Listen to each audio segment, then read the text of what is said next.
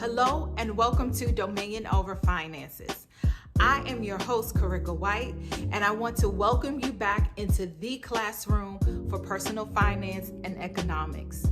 I'm so elated and excited to have you back here with me again for week 2 of our Millionaire Challenge. You want to be a millionaire. On last week, we looked at what it means to be a millionaire, and we looked at the 5 key ingredients of what millionaires use to help them continue to achieve their millionaire status. I left you on last week with a very important question, and that question was, what would it take for you to become a millionaire? I had to ask myself this very important question about 10 years ago. Now, I'm not saying it's going to take you 10 years to achieve millionaire status at all. Not implying that. It is different and it varies for every individual. But what I'm saying is, at some point, you've got to make the choice on whether or not you want to change your financial position. And in doing so, I had to determine the exact steps and the strategy that I wanted to implement in order to do so. So we're going to switch things up a little bit, and we're going to go to a PowerPoint presentation where I will walk you through the financial position statement. To the PowerPoint. All right, everybody. So we are going to look at the financial position statement. And again, this is week 2 of our Millionaire Challenge. The financial position statement is a great tool to use to set yourself up for financial success. So what is the financial position statement? It is a statement that reveals an individual's or family's wealth at a point in time. Simply put, it reveals the net worth of the family or that individual. The net worth is a measure of financial productivity, or you can think of it as your financial report card. This financial position statement gives insight into how well you are managing your assets versus your liabilities.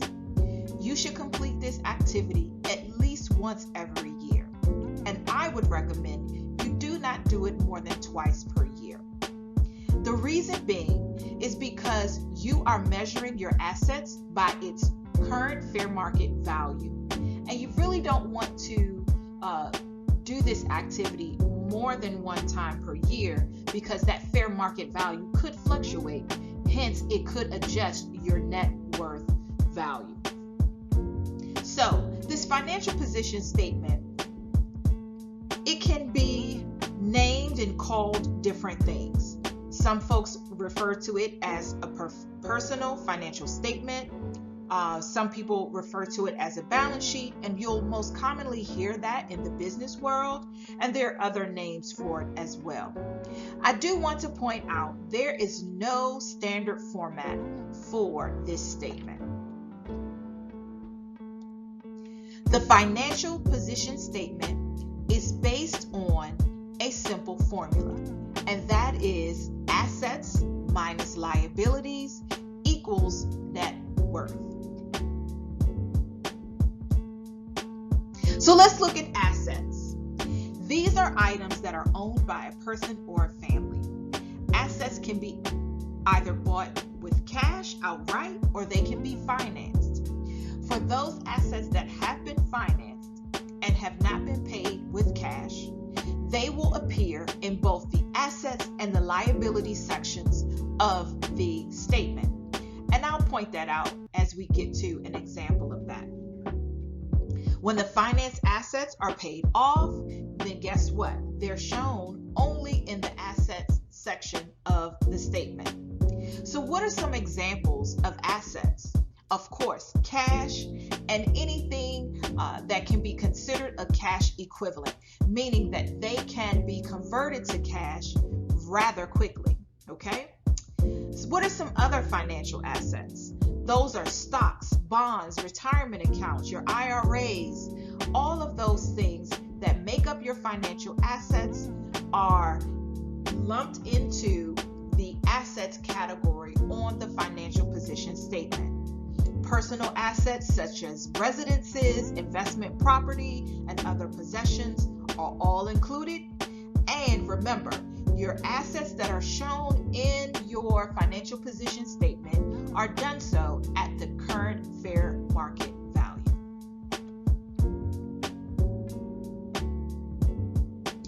So what are liabilities? Liabilities are the debts of the person or family. These are not expenses. There is a difference between debt and expenses, okay? Debts on the statement are grouped in time. So the shorter time frame to the intermediate time frame to the long-term time frame. So you'll see in the financial position statement, you'll see things like credit cards and other loans listed first. And then you'll see like mortgage loans listed towards the end of the debt groupings. Debts can be divided into secured and unsecured depending upon how detailed your financial position statement really is.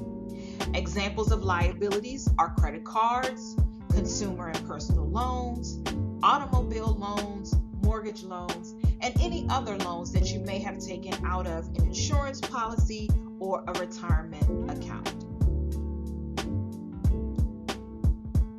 Your net worth. So now we're getting to the nitty-gritty. This is the measure that we really want to see, and it is the measure of your wealth or your family's wealth at the date the statement is created. Net worth is what the person or family would be left with in the case that you sold all of your assets and you cleared all of your debts with what you have gained in selling off your assets. And then your net worth is whatever is left after you've cleared all of your debts. Your net worth now, it can be positive, it can be zero, although zero a lot of times is unlikely, and it can be negative. So for simplified purposes, and in the case of your net worth, it's probably going to either be positive or negative, okay? If it's positive or if it's negative, you want to continue to impact your net worth year after year. How do you do that? You do that by adding appreciating assets. You also do that by decreasing liabilities. And if you inherited or you are gifted assets, that will also impact your net worth. Now, I understand that inheriting or being gifted assets, those things are not necessarily in your control, but nevertheless, they can impact your net worth in the end. So what should your net worth be? There are a number of different theoretical net worth calculations that you can find. However, I'm presenting to you on today a very simple one. And I like this one because it is simplified. That theoretical net worth calculation simply states, take your age, multiply it by 10,000, and that is what your net worth should be. Again, this is just a gauge. This does not supersede anything or any goal that you may have set out for yourself. So, if your actual net worth is greater than the theoretical, then great, you're doing good. If your actual and your theoretical are equal, nice, you're still making progress. Where you really want to begin to develop a detailed strategy for how you want to increase your net worth is when your actual net worth is either less than your theoretical or your actual net worth is zero. That's when you really need to hone in on developing a financial game plan so you can continue to impact your net worth.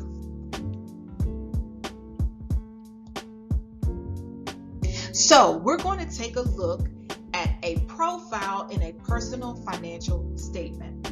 We're going to look at John Smith, who is a 40-year-old single gentleman, and we're going to look at his personal financial statement and walk through some key highlights that I want to point out. So here's John Smith's financial position statement for January 2021. Couple of key things I want to point out. On the left side of the statement are the assets. On the right side, the liabilities, and also the total net worth. So let's go back to the asset side of the position statement. You can see John's cash and cash equivalents total to $9,000. Let me just point out, when you're doing this financial position statement, you can be as detailed as you would like in the certain categories. Other financial assets that John Smith has total $339,000. And then lastly, his personal assets total $375,500. Remember where I mentioned those assets that are financed will show up in the asset categories as well as the liability category. You can see here that John Smith owns a residence of $350,000 in value. However, he still owes $300,000 on that mortgage for that residence. So that means he's clearing about $50,000, or he's adding $50,000 to his net worth. We total up all of John Smith's assets and it comes up to $723,500 in total assets there. So not too shabby. But now we need to look at the impact of the liabilities that he has on his net worth. You can see here the short-term loans, credit cards, consumer loans here. And then we get into the automobile loan, his mortgage loan, and then his student loans, all for a total liabilities of $391,200. So John Smith's net worth equals $332,300. Now, if John Smith is a 40-year-old gentleman, his theoretical net worth should be roughly $400,000. So that means that John is short about $67,000 and some change of the theoretical net worth. So he's not doing too bad, but he needs to continue to do two things in order to continue to impact this net worth. One, he can start to get rid of these liabilities here.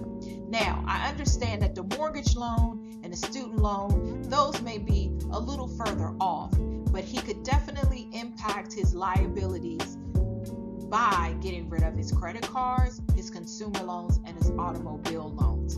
That'll at least put about $16,000 or so back into his net worth. Then he needs to start to focus more so on the assets. So what other appreciating assets could John build up, or could John accumulate so that he could positively impact his total assets? So he may want to stock more cash. He may want to continue to boost his retirement savings. He may even want to get an investment property. But remember, if an investment property is financed, it's going to show up here in the personal assets as well as the liabilities. So John Smith has a couple of different things that he can put into a strategy to help him to impact his net worth. Remember now, the financial position statement and the budget are complementary. They're two different tools, two different financial tools that you can use, but nevertheless, they are complementary to one another to help you achieve your financial goals. So just to wrap things up a bit, determining your net worth, it gives you a picture of your current financial standing or measure of wealth. You want to use your net worth to develop a strategy to change your financial position. Your financial position statements and your budgets should be tied together to help you achieve your financial goals. And you guessed it, your challenge for this week is to create and complete your own financial position statement.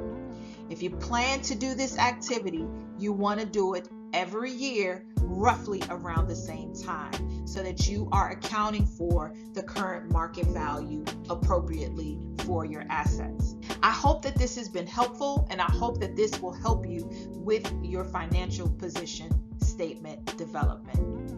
And I hope it will help you to develop the appropriate strategy to impact your net worth.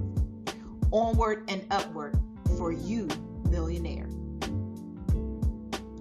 All right, so you've gone through the financial position statement. You've seen what it means to have assets and liabilities, and you've been able to understand what it means to calculate your net worth. So you guessed it, your assignment for this week is to go through and to do your own financial position statement. There are many, many ways that you can do this. You can handwrite it, you can put it in Excel, whatever you see fit. So I invite you on this week, week 2, to look at your financial position statement. Don't be afraid. If your net worth is not where you want it to be, you can always develop the strategy to change it. In fact, you have dominion to change your financial situation. So with that, folks, I want to thank you for joining me on tonight. Next week, we are going into week 3. This is our final week to wrap up our Millionaire Challenge. I'm not going to give you any details. I kind of want to keep you in suspense for next week, but you don't want to miss it because I'm going to walk you through some very, very important steps in order for you to become that millionaire you so desire. Until next week, thank you for joining me.